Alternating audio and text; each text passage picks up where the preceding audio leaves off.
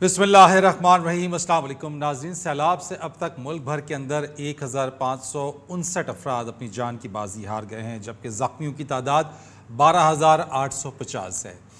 National disaster management authority की रोज़ाना के आदाद व शुमार जो आ रहे हैं उसके मुताबिक ये तादाद बढ़ती जा रही है। नुकसान का तखमीना भी लगाया जा रहा है और इसमें मज़ीद इजाफा भी मुतवक्के है। जहाँ तक बात है इमदादी सरगर्मियों की, सैलाब मुतासरीन की इमदाद के हवाले से, उन तक इमदाद पहुंचाने के हवाले से एक बहुत बड़ा चैलेंज ये है कि जो इंफ्रास्ट्रक्चर है, रोड है, जो सड़कें हैं, पुल हैं, शाहराहें हैं, वो तबाह बर्बाद हुई हैं और जिसकी वजह से एक बहुत बड़ा चैलेंज है। लेकिन ऐसी सूरत हाल को सामने रखते हुए सैलाब मुतासरीन तक पहुंचना और पहुंचकर उनकी आवाज़, उनकी पुकार उन अरबाब इख्तियार तक पहुंचाना, इसमें न्यू न्यूज़ के इस प्रोग्राम का मकसद यही है कि जो पाकिस्तानियों की पुकार है वो काम बाला तक और ऐसे अफराद तक पहुंचाई जाए जो उन तक मदद फराहम कर सकते हैं। आज हमारे इस प्रोग्राम के अंदर जो मेहमान मौजूद होंगे जिनसे हम बात करेंगे उसमें जमाल शाह साहब हमारे साथ हैं, जो कि नामवर समाजी शख्सियत भी हैं, लेकिन इसके साथ साथ एक्टर हैं, डायरेक्टर हैं, राइटर हैं, काफ़ी फ़न के शोबे में इनकी खिदमात हैं। बहुत शुक्रिया आपका जमाल शाह साहब। डॉक्टर अमजद साकिब किसी तारुफ के मोहताज नहीं है, सरबराह अखरुवत फाउंडेशन हमारे साथ मौजूद होंगे, आपका भी बहुत शुक्रिया। इससे पहले कि अपने मेहमानों से हम बात करें, हम आपको लिए चलते हैं डेरा बुगटी, जहां पर एक खातून, एक बेवा खातून जो हालिया बारिशों और सैलाब की वजह से मकान की उसकी छत गिरी, अपने शौहर से महरूम हुई, उसकी सास इसमें जाँ बहक हुई, एक बच्चा जाँ बहक हो गया और कसमा पुरसी की हालत में इस वक्त वो बेसरो सामानी के आलम में इस वक्त मदद को पुकार रही है।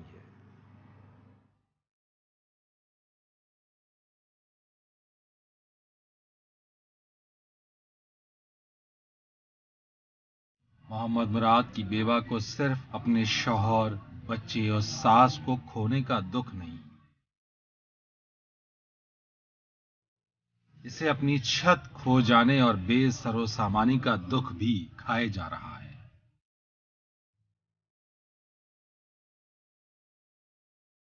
ये अपना और अपने बच्चों का पेट भरने के लिए परेशान है।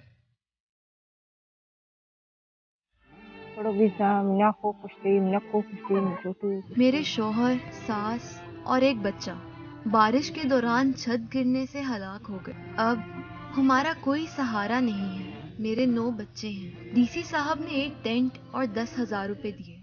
मैं अकेली रह गई हूँ। मेरे छोटे बच्चे हैं। कमाने वाला कोई नहीं है।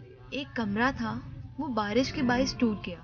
मैं बहुत परेशान हूँ। बच्चों के सर छुपाने को मकान भी नहीं बना सकती, उनका पेट भी नहीं भर सकती। ये भूख से रोते हैं तो मुझसे बर्दाश्त नहीं होता और मैं कुछ कर भी नहीं सकती।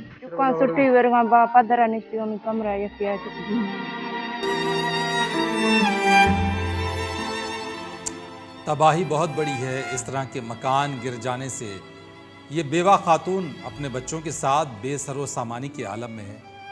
यही सोच रही है कि अपने बच्चों का पेट कैसे भरे, अपनी जिंदगी आगे कैसे लेकर चले। एक क़यामत सुगरा है।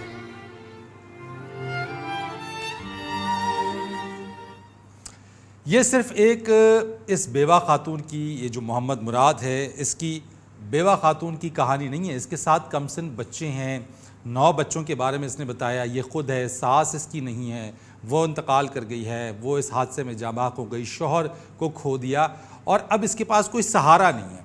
अगर हम मुल्क भर की बात करें, मकान गिरने के हवाले से जो वाक़यात हुए और उसके नतीजे में हादसात भी यकीनन हुए, लेकिन मुल्क भर में अब तक जो 31,67,000 कच्चे मकान तबाह हुए हैं जो बारिशें और सैलाब हुआ आया है। उसके बाद सिंध की बात की जाए तो 23 लाख मकान सैलाब की नज़र हुए। बलूचिस्तान में 5 लाख कच्चे मकान बह गए। पंजाब में 2,60,000 कच्चे मकान बह गए और खैबर पख्तूनख्वा में 1,06,000 कच्चे मकान ज़मीं बोस हुए हैं और अभी मज़ीद आदाद व शुमार आ रही हैं। जमाल शाह साहब, आपसे आगाज़ करता हूँ। डेरा बुगटी की ये कहानी है और एक नहीं, मैंने बताया कि ऐसी बहुत सारी दुख और अलम की दास्तानें हैं जो इस वक्त लोग इमदाद के मुंतज़िर हैं। क्या कहना चाहते हैं इस वक्त? हम इन तक कैसे इनकी मदद कर सकते हैं? کیا اس وقت مشکلات ہیں؟ آپ کیا سمجھتے ہیں ہرڈلز کیا ہیں جو ابھی تک یہ لوگ پکار رہے ہیں مدد کے لیے؟ دیکھیں میرے نزدیک سب سے بڑی ہرڈل جو ہے وہ یہ ہمارے خود غرض پولیٹیشنز ہیں جو اس وقت بھی بیٹھ کے ہر چینل کے ٹاک شوز میں ایک دوسرے کے ساتھ انتخاب کھیل رہے ہوتے ہیں، یا آرمی چیف کی جو تعیناتی ہے اس پہ بحث کر رہے ہوتے ہیں، جلد انتخابات کی بات اور کر رہے ہوتے ہیں، بڑے بڑے جلسے کر رہے ہوتے ہیں جن میں ہر جلسے پہ کم از کم 10 کروڑ روپے خرچ ہوتے ہیں۔ مجھے خیال یہ آتا ہے، بلکہ سوال ذہن میں یہ پیدا ہوتا ہے کہ یہ خاتون جو ڈیرہ بگٹی کی ہے، اس طرح کی بے شمار خواتین ہیں، بے شمار گھر ہیں، سب کے گھر اجڑ گئے، بے گھر ہیں، چھت نہیں ہے، کھانے کو کچھ نہیں ہے، پکانے کے لیے ان کے پاس سامان نہیں ہے، تو بجائے اس کے کہ آپ جلسے کریں، بحثیں کریں، وہ بحثیں کہ جی کتنی جلدی مجھے کرسی دوبارہ ملے گی، یا جو بھی سلسلہ ہے، سب مل کے ان ہمارے جو سیلاب زدگان لوگ بھائی بہن ہیں، بچے ہیں، بزرگ ہیں، متاثرین، ان کی خدمت کی طرف کیوں ہم توجہ نہیں دیتے؟ آپ نے سنا ہوگا، ہم نے دکھایا بھی کہ یہ خاتون نے بتایا کہ ان کو ڈپٹی کمشنر صاحب نے ان کو ایک ٹینٹ دیا ہے اور 10,000 روپے دیے، ان کے ساتھ 9 بچے ہیں، ان کے لیے کمانے کا کوئی ذریعہ نہیں ہے۔ کیا یہ 10,000 اور ایک ٹینٹ ان کا سہارا بن سکتا ہے؟ یہ 10,000 روپے کیا ہے، ایک ٹینٹ کیا ہے؟ بیچاروں 9 بچے اور ایک بیوہ خاتون سخت شدید حالات میں، انہوں نے پتہ نہیں دن اور راتیں کیسے یہ گزار رہے ہوں گے۔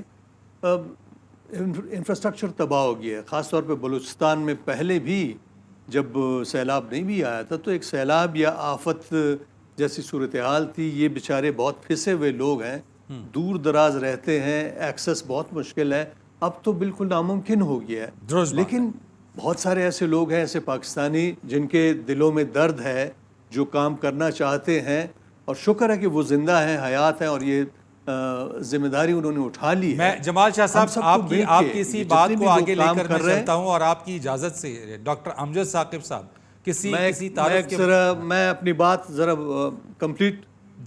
بات تھوڑی سی کمپلیٹ کروں۔ جی بتائیے۔ وہ یہ کہ یہ جتنے بھی لوگ ہیں، جیسے ڈاکٹر صاحب ہوئے اور ہوئے، ان سب کو مل کے کنسورشیم بنانا چاہیے، جہاں جہاں جس کی اسٹرینتھ ہے اس اسٹرینتھ سے ہم فائدہ لیں اور ایک دوسرے کا سہارا بنے، مل کے ان سب کو سہارا دیں۔ ہم کوشش کر رہے ہیں کہ آرٹ ایڈ کے ذریعے پورے پاکستان سے میں نے آرٹ وہ کلیکٹ کیا ہے، اور ہم نے کل سے ہماری ایک نمائش اسلام آباد میں شروع ہوگی، اور 10 تاریخ کو ایک انٹرنیشنل آکشن ہوگا، ایسے آکشن کے جس میں باہر کے آرٹسٹوں نے بھی ہمیں کام ڈونیٹ کیا ہے۔ ہم کوشش کریں گے کہ ہم زیادہ سے زیادہ امداد جو ہے جمع کر سکیں، اور ہمارا فوکس فی الحال بلوچستان ہے، بعد میں سندھ ہوگا، پنجاب۔ یہ آپ کا بڑا اچھا انیشیٹو ہے جمال شاہ صاحب، مچ اپریشیٹڈ، بہت اچھا انیشیٹو ہے۔ ڈاکٹر امجد ثاقب صاحب، سر یہ بتائیے گا کہ آپ کی تنظیم، آپ کا جو اخوت فاؤنڈیشن ہے، اس وقت سیلاب سے متاثرین کے لیے کیا کچھ کر رہا ہے؟ ڈاکٹر صاحب ذرا بتائیے گا۔ جی بسم اللہ الرحمن الرحیم۔ سب سے پہلے تو میں آپ کے ان جذبات کی تائید کرتا ہوں کہ یہ بیوہ عورت کس قسم پرسی کے عالم میں ہے، اور ہمیں پوری قوم کو سوچنا چاہیے کہ خدا نہ کرے ایسے دن ہمارے کسی عزیز پر آئیں، ہم پر آئیں، تو اس کے لیے ہمدردی کے ساتھ ساتھ دعا بھی ہے، اور یہ عہد بھی ہے کہ ہم اس کی مدد اگر نہیں کر پائے تو ایسے ہزاروں اور گھرانے ہیں جہاں تک ہم پہنچ پائے ہیں ان کی مدد ضرور کریں گے۔ دوسری بات یہ ہے کہ اخوت نے الحمدللہ ابھی تک 40,000 سے زائد ایسے خاندانوں کو یا تو راشن بیگز 3 سے 4 ہفتوں کے خوراک دی ہے، یا پھر ان کو مالی امداد دی ہے کہ وہ 1-1.5 مہینہ اس میں گزار سکیں۔ اس کے علاوہ ادویات ہیں، خیمے بھی بہت سے، کپڑے بھی بہت سے، میڈیکل کیمپس بھی بہت سے، یعنی ریلیف میں ہم نے جس حد تک ممکن ایک غیر سرکاری ادارے کے وسعت کے مطابق ہے، اس سے کہیں بڑھ کر الحمدللہ اللہ تعالیٰ نے ہمیں توفیق عطا فرمائی۔ ٹھیک، تو ڈاکٹر صاحب یہ مجھے بتائیے کہ کیا ابھی تک یہ جس طرح سے ہم نے ہم نے ڈیرہ بلوچستان بگٹی کو کی ہم نے بات کی، خصوصی بلوچستان کی بات کی ہے، تو کیا اس جگہ تک ان علاقوں تک آپ پہنچے ہیں؟ اور اگر پہنچے ہیں تو کیا یہ ممکن ہے کہ اس خاتون اور ان جیسی دیگر خواتین کی بھی مدد ہو جائے؟ جی جی بالکل، ہم نے سب سے زیادہ ہمارے جو وسائل وہ سندھ میں گئے ہیں، کیونکہ سندھ میں بہت زیادہ بربادی ہوئی، اور اس کے بعد دوسرے نمبر پر پھر بلوچستان میں ہم پہنچے ہیں، اور بلوچستان میں بھی ہم تقریباً کچھ 13-14 ہزار خاندانوں تک پہنچے ہیں۔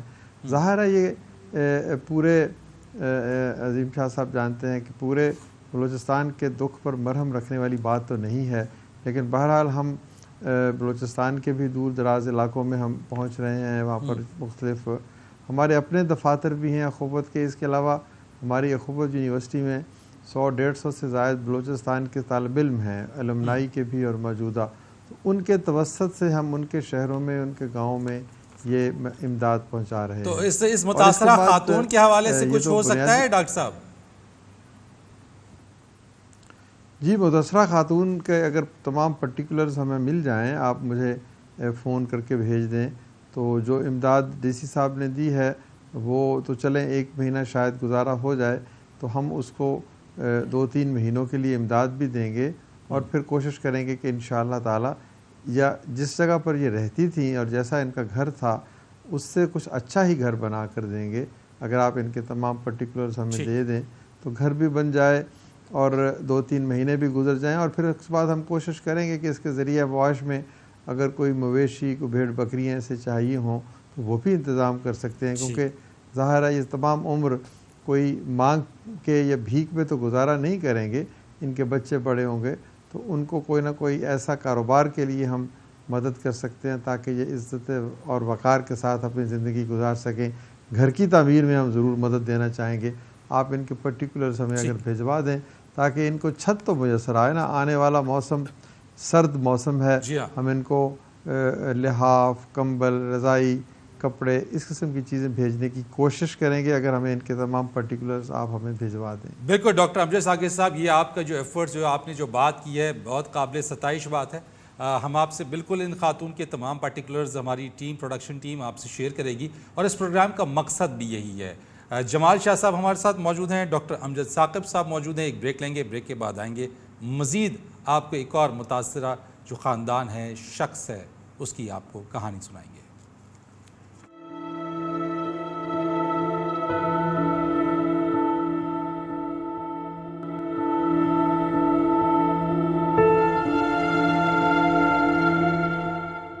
پروگرام میں ایک بار پھر آپ کو خوش آمدید کہتے ہیں۔ حالیہ سیلاب اور بارشوں کی وجہ سے یہ جو تباہی ہوئی ہے، جہاں لوگ اپنی زندگیوں سے ہاتھ دھو بیٹھے، وہیں بہت سارے لوگ زخمی بھی ہوئے۔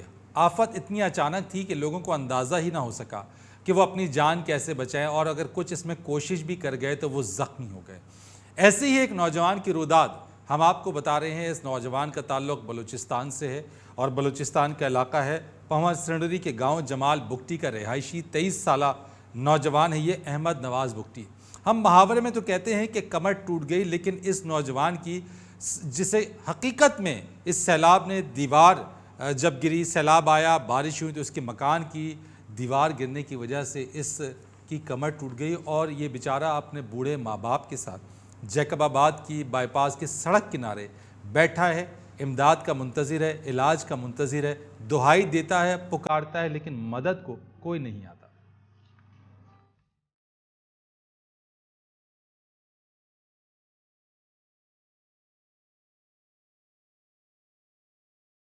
سڑک کنارے چارپائی پر لیٹا احمد نواز مفلوج ہے۔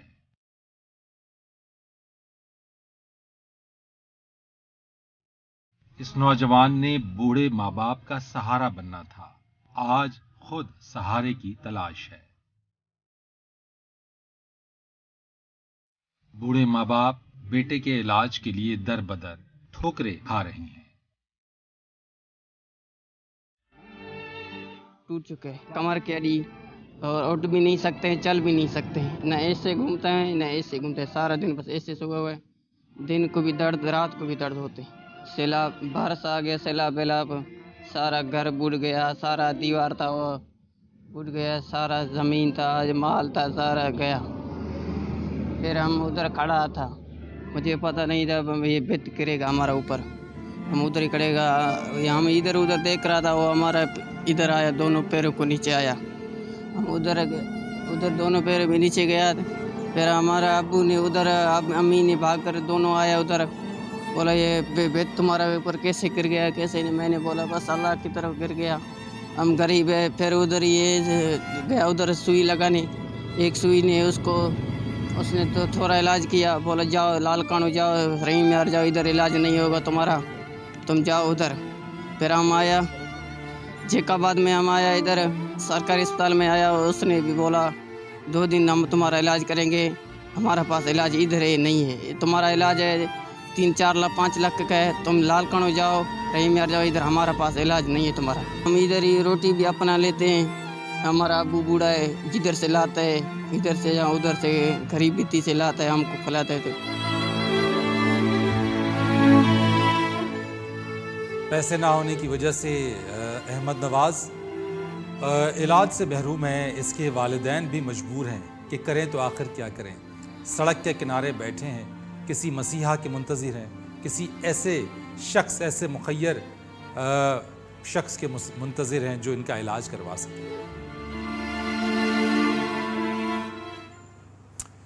ये दुख भरी दास्तान, ये दुख भरी कहानी यकीनन लरस जाते हैं, दिल पसीज जाता है, आंखें नम हो जाती हैं कि महज पैसों की अदम दस्तयाबी की वजह से ऐसे नौजवान जो ज़ख्मी हो गया है, ऐसा बच्चा, ऐसा नौजवान जो वालिदैन का सहारा है, आज वो ख़ुद सहारे का मुंतज़िर है। बूढ़े माँ बाप जो है उसके साथ बैठे हैं और उसके इलाज के मुंतज़िर है। और सिर्फ ये एक की कहानी नहीं है, हम अगर ओवरऑल आपको बताएं और अगर मजमूई तौर पे बात करें तो मुल्क भर के अंदर जो सैलाब से ज़ख्मी होने वाले अफराद की तादाद है वो कुल तादाद 12,850 है। यानी इसका मतलब ये देख लीजिए कि ये कुल तादाद ज़ख्मियों की और उनके इलाज और मुआलजे की क्या सूरत हाल होगी, उसका अंदाज़ा लगाना भी ज़्यादा मुश्किल नहीं है। सिंध की बात करें तो सिंध में 692 अफराद सैलाब से जाबाक हुए, जबकि ज़ख्मी अफराद की तादाद 8,000 से ज़ायद है।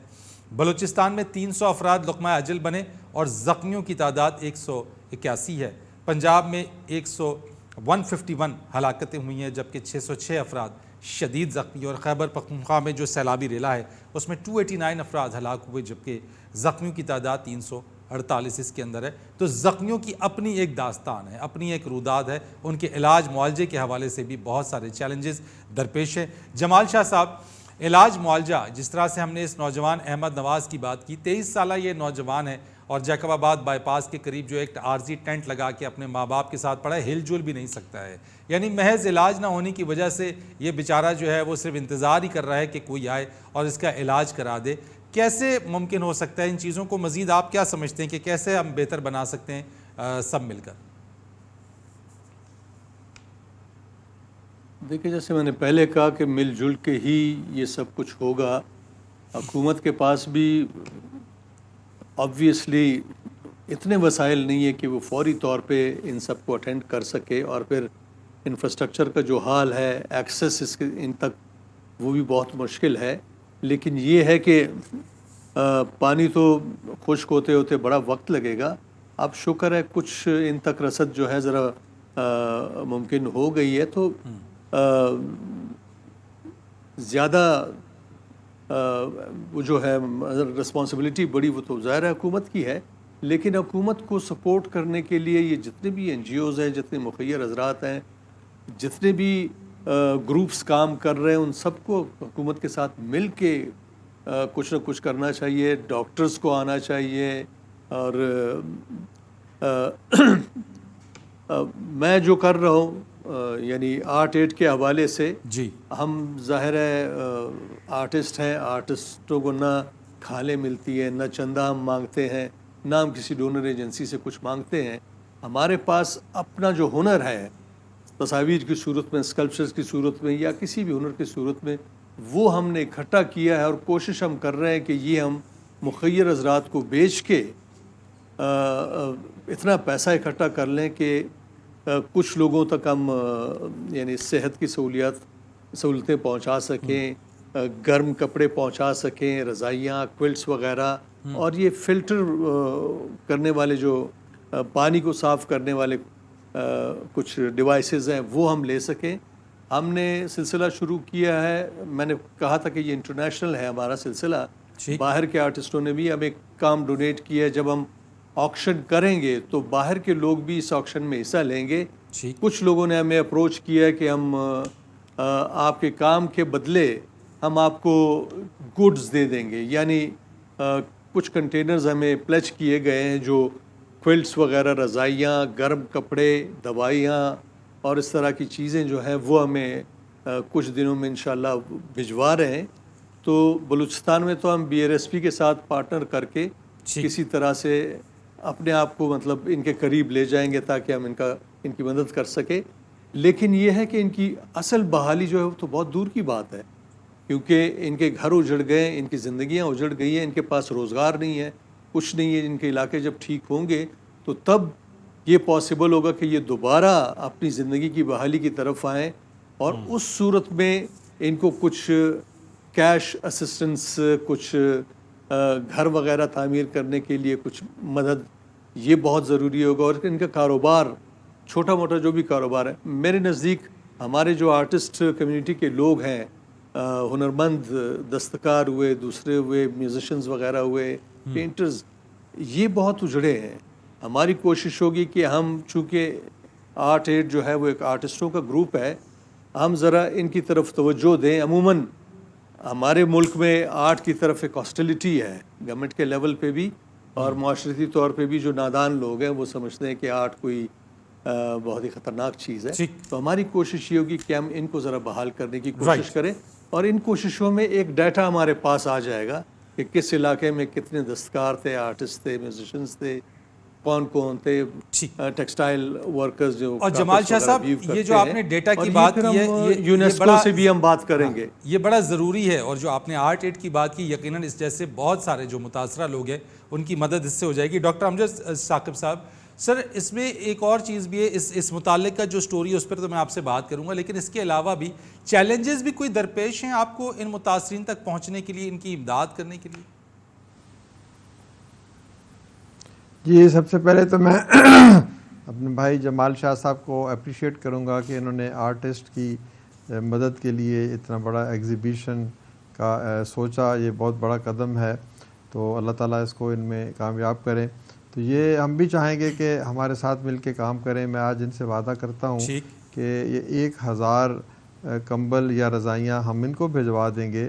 یہ آگے سے مستحق لوگوں میں، کیونکہ یہ زیادہ بہتر طریقے سے بلوچستان کے حالات کو جانتے ہیں، تو ان کو میں بھجواؤں گا، بڑی خوشی سے پیش کروں گا. یہ ہم پر احسان ہوگا ان کا کہ ہمارا یہ تحفہ قبول کر لیں. تو آپ ان کا بھی کانٹیکٹ اگر مجھے بھجوا دیں تو 1000 رضائیاں یا کمبل ہم ان کو انشاءاللہ تعالیٰ ودن 1 to 2 weeks بھجوا سکیں گے. یہ تو بہت اچھی بات جیسے انہوں نے کہا کہ ہمیں مل کے کام کرنا ہے، جی مل جل کے کام کرنا نا. اور دوسرا، آپ نے جو جیکب آباد والے بچے کی جو بات کی ہے نا، اس کے لیے میں آپ سے کہوں گا، جیکب آباد والے بچے کی جو بات کی ہے نا آپ نے، میں کہوں گا کہ آپ فوری طور پر جیکب آباد کے ڈپٹی کمشنر کو فون کریں، اس کو بتائیں کہ وہ اپنے DHO یا ڈسٹرکٹ ہیڈ کوارٹر ہسپتال کو حکم دیں کہ وہ فوری طور پر اس کا علاج کروائیں. اب یہ کام تو مقامی سطح پہ ہونا چاہیے. اب جمال بھائی اگر کوئٹہ بیٹھے ہیں تو یہ تو وہاں سے نہیں جا سکتے، یا میں اگر لاہور اور کراچی میں بیٹھا ہوں تو میرے لیے تو جانا شاید ممکن نہ ہو. تو جیکب آباد کے ڈپٹی کمشنر کو آپ اطلاع کریں کہ ایک شخص مدد کے لیے پکار رہا ہے. اگر اس کی اس وقت مدد ہوگی، دیکھیں نا کمر کی درد ہے تو اس وقت شاید علاج ہو جائے، لیکن خدا نخواستہ کہیں ایسا نہ ہو کہ ہمیشہ کے لیے وہ معذور ہو جائے. تو یہ مقامی ابھی بھی وہ ہل جل نہیں سکتا ہے. یہ بچہ احمد نواز جو ہے یہ ہل جل نہیں سکتا، اس کی انجری. بہرحال جو کچھ بھی ہے سر، جو کچھ بھی ہے وہ فوری طور پر ہونا چاہیے نا. تو اس لیے آپ کا پروگرام اگر کوئی دیکھ رہا ہے تو بھی، ورنہ جیکب آباد کی جو ضلعی انتظامیہ ہے اس کو فوری طور پر اس شخص کو ڈھونڈ کے اس کے زخم پر مرہم رکھنا چاہیے. تو یہ مل جل کے ہی کام ہوگا، ایک اکیلا 211 والی بات ہے.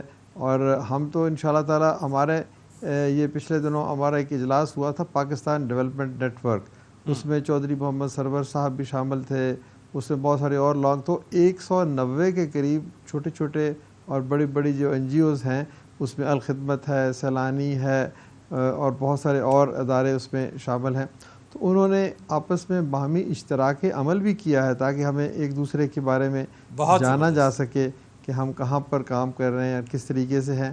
تو یہ ایک انفارمل قسم کے انسٹیٹیوشنل نیٹ ورک بن رہا ہے. اسی طریقے سے انفرادی سطح پر بھی یہ چاہیے کہ جتنے لوگ ہیں وہ کسی نہ کسی ایک این جی او کے ساتھ منسلک ہو جائیں. یہ ان کی اپنی چوائس ہے، اس میں ضروری نہیں ہے کہ وہ اخوت کے ساتھ ہی کام کریں. اپنے علاقے میں یا کسی اور ایسے ادارے سے جو وہاں پر پہنچ سکتا ہو.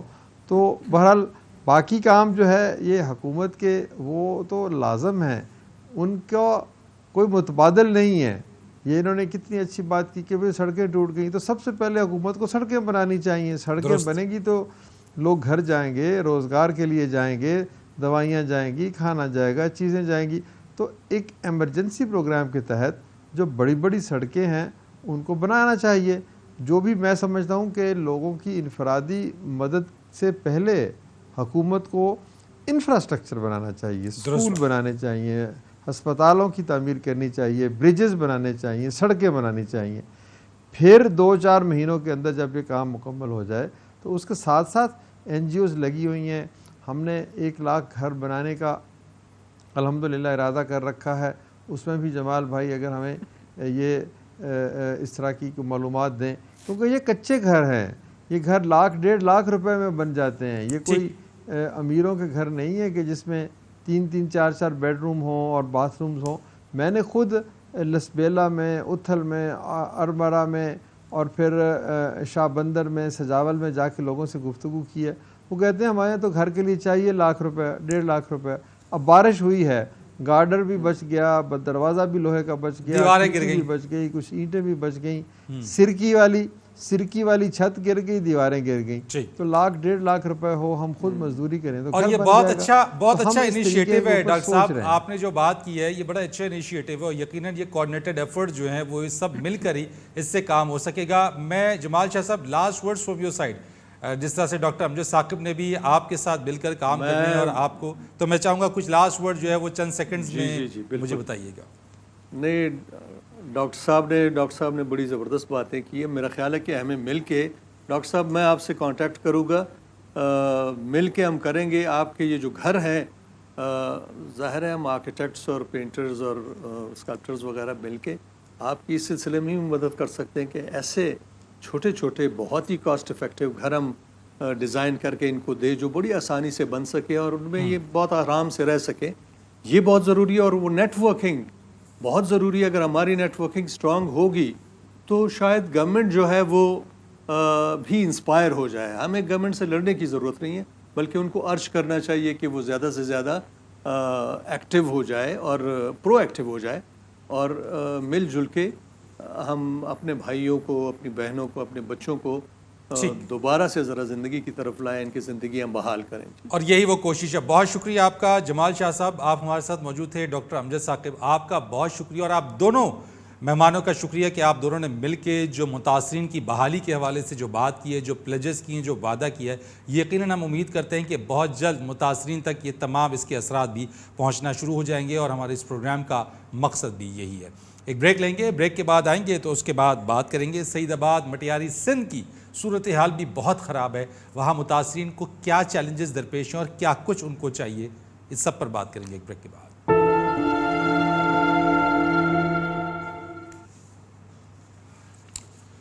پروگرام میں آپ کو ایک بار پھر خوش آمدید کہتے ہیں. اور اگر سندھ کی بات کی جائے تو سندھ میں بھی سیلاب کی جو صورتحال ہے، جو تباہ کاری ہے، اس سے وہ بہت زیادہ ہوئی ہے. ابتدائی طور کے اوپر شاید اس بات کا اندازہ نہیں لگایا گیا، یہ اس بارے میں ادراک نہیں ہو سکا کہ یہ سیلاب اپنے ساتھ کتنی زیادہ تباہ کاری لائے گا، یہ پانی کتنا زیادہ خطرناک ہو جائے گا. وقت سے پہلے وہ تمام اقدامات نہیں اٹھائے گئے، وہ تمام انتظامات شاید نہیں کیے گئے. سب سے بڑا جو چیلنج تھا وہ منچھر جھیل کا تھا، اور منچھر جھیل کے اوور فلو ہو جانے کے بعد جو اطراف کے علاقے ہیں وہ اس نے ایک جھیل کا منظر پیش کرنا شروع کر دیا. ایک اندازے کے مطابق 100 کلومیٹر یا اس سے زائد کی ایک جھیل سی بن گئی، اور پھر بعد ازاں ضلع انتظامیہ کی جانب سے اس میں کٹ لگائے گئے، اس کے پانی کو کم کرنے کی کوشش کی گئی، لیکن اس طرح سے وہ کوششیں برابر ثابت نہیں ہوئیں. اس کے نتیجے میں سندھ کے مختلف اضلاع اس سیلابی پانی سے بری طرح سے متاثر ہوئے، گھر کے گھر بہہ گئے، لوگوں کی فصلیں تباہ ہو گئیں، زرعی اراضی ڈوب گئی، جو کھڑی فصلیں تھیں ان کو نقصان پہنچ گیا، لوگوں کی جو زندگیاں تھیں وہ داؤ پر لگ گئیں، کئی لوگ اس میں لقمہ اجل بن گئے، اور اب تک کی جو فگرز ہیں اس کے مطابق 692 افراد اس کے اندر جان کی بازی ہار گئے۔ زخمیوں کی بات کی جائے تو اب تک 8000 سے زائد افراد اس میں زخمی بھی ہوئے۔ لیکن اس کے بعد کی جو صورتحال رہی، جب سیلاب کا پانی اترنے لگا، جب وہ پیچھے ہٹنے لگا، جب پیچھے ہٹا تو اس کے بعد کی جو تباہ کاریاں تھیں وہ اور زیادہ نکل کر سامنے آئیں۔ لوگوں کے مکان نہیں تھے، وہ کھلے آسمان تلے رہنے پر مجبور نظر آئے، اسکولوں کو شدید نقصان پہنچا، جو فصلیں تھیں وہ تو ختم ہو گئیں، زرعی اراضی اب تک اس کے اوپر زمینوں پر پانی تو کھڑا ہوا ہے، اب وہ پانی نکالیں گے تو پھر آگے بات بنے گی۔ کھانے کو خوراک نہیں، خواتین کی مشکلات میں کئی گنا زیادہ اضافہ ہو چکا ہے، بچے بھوک سے بلک رہے ہیں، حاملہ خواتین ہیں جو کہ ان کو ادویات کی ضرورت ہے، خوراک کی ضرورت ہے، وہ کس طریقے سے آگے اپنے اس مرحلے سے نبرد آزما ہوں گی، یہ ایک بہت بڑا چیلنج ہے۔ پانی کیسے نکلے گا، یہ اپنی جگہ ایک بہت بڑا چیلنج ہے۔ اس وبائی امراض جو اس پانی کی وجہ سے پھوٹ رہے ہیں، گیسٹرو ہے، ڈینگی ہے، ڈائریا ہے، ملیریا ہے، ساتھ ساتھ جلدی امراض وہ بہت زیادہ بچوں میں، بڑوں میں، یہ سارے کے سارے اس وقت پھوٹ پڑے ہیں۔ علاج معالجے کی کوئی بہتر سہولت نظر نہیں آتی ہے، ڈاکٹرز کی اس طرح سے ٹیم موجود نہیں ہے، یا پھر کہا جائے کہ اگر موجود ہے تو اتنے بڑے علاقے اور اتنے زیادہ افراد پر محیط یہ علاقہ اتنا بڑا ہے متاثر ہونے والا کہ وہاں پہ اس انداز سے یا مربوط انداز سے اب تک وہ امدادی کاروائیاں پہنچ نہیں پا رہی ہیں۔ ریلیف کی بات کرتے ہیں ہم، ریسکیو ہو گیا، جن کو بچانا تھا بچا لیا، لیکن پھر ریلیف ہے اور ریہیبلیٹیشن ہے۔ ابھی تو جو بات ہے وہ سامنے کے ان سندھ کے متاثرہ اضلاع کے اندر پانی نکالنے کا مرحلہ سب سے پہلے، اور خاص طور کے اوپر پینے کا صاف پانی متاثرین کو پہنچانے کی بات ہے، ان کو کھانا پہنچانے کی بات ہے، جو ننھے بچے ہیں ان کے لیے وہ خوراک کی ضرورت ہے جو وہ کھا سکتے ہیں، ورنہ نہیں تو وہ خواتین جو کہ حاملہ ہیں ان کو غذائی جو قلت ہے اس کا سامنا ہوگا، مال نیوٹریشن ہوگا، جس کی وجہ سے وہ اگر کسی نوزائیدہ کو جب وہ جنم دیں گی بچے کو تو اس کی حالت یا اس کی صحت پہ بھی بہت زیادہ کمپرومائز ہوگا، اور پھر اس خاتون کی صحت پہ بھی بہت زیادہ کمپرومائز ہوگا۔ تو اس چیز کی ضرورت ہے کہ ان تک یہ چیزیں پہنچائی جائیں، امدادی سرگرمیوں کو تیز کیا جائے، مربوط انداز میں آگے بڑھا جائے، تاکہ متاثرہ افراد، اگر ہم سندھ کی بات کریں، ویسے تو مجموعی طور پہ پورے پاکستان کی اپنے اس پروگرام میں بات کریں، لیکن اس سیگمنٹ کے اندر ہم بات کرتے ہیں جن متاثرین کی امداد ہوئی ہو یا پھر ان تک امداد پہنچ گئی ہو، اور اس کے بعد ان کی پکار کیا ہے، ان کی ضرورت کیا ہے، ان کو کیا چیزیں چاہیے۔ تو سندھ کے حوالے سے صورتحال بہت زیادہ دگرگوں ہے، بہت زیادہ خراب ہے۔ اس ساری صورتحال کو ضلع انتظامیہ، مقامی حکومت اور مجموعی طور کے اوپر جو لوگ ہیں ان سب کو مل کر اسے حل کرنا ہوگا۔ اپنے آج کے اس پروگرام میں اب تک کے لیے اتنا ہی۔